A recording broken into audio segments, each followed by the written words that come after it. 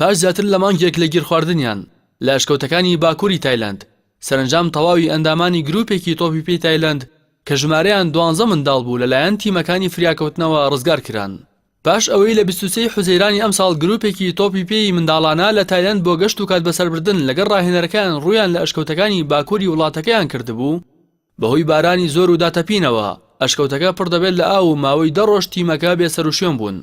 دۆزینەوەشیان لەلایەن 2 مەلەوانی بەریتانیەوە بووە بە جۆرێک تەنها توانی بوویان وێنەیان بگرن و نەیان توانی بوو ژیانیان ڕزگار بکەن.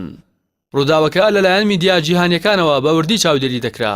ئاوچوونە نێو ئەشکەوتەکە بە درێژای نزیکەی کیلۆمەترێک و داتەپینی بربەستی گەورەی بەردەم تیمەکانی فریاکەوتن بوو لە ڕزگارکردنی گروپەکە. جگەلەوەش منداڵەکان و ڕاهێنەرەکان مەلەیان نەدەزانی. 2 مەلەوانە بەریتانیەکە باسییان لەوە کردبوو لە کاتی بینینیاندا منداڵەکان داوای خواردنیان کردووە چونکە ماوەی 10 ڕۆژ بوونانیان نەخواردبوو. هەر بۆیە دەست بەجێ و لە یەکەمین هەنگاودا تیمی مەلەوانی تایلەند خواردن و پێداویستی پزیشکی پێگەیاند و منداڵەکان لە مردن بەهۆی برسێتیەوە ڕزگاریان بوو. بەرپرسانی تایلەند ڕایانگەیاند هەر لە سەرەتای ڕووداوەکەوە پلانیان بۆ ڕزگارکردنی ژیانی منداڵەکان داناوە.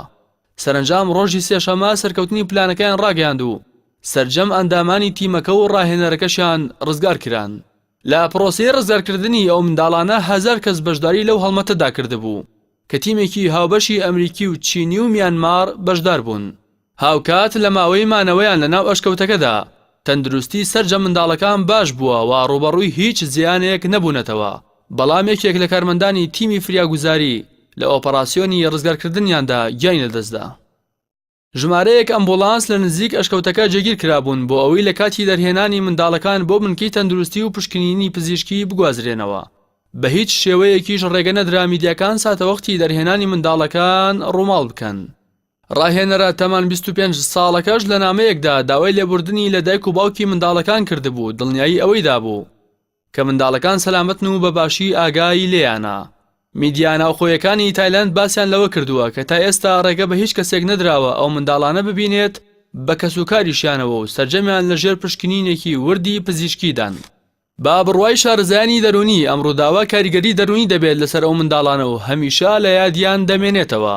لە نوێترین هەواڵیشدا جانی ئینفانتینیۆ سەرۆکی فیفا بانگەشتی ئەو تیمەی تۆپی پێی تایلەندی کرد بۆ ئامادەبوون لە کۆتا یاری مۆندیال کەوا بڕیارە لە 15 ئەم مانگە لە مۆسکۆی پایتەختی ڕووسیا بەڕێوە بچێت.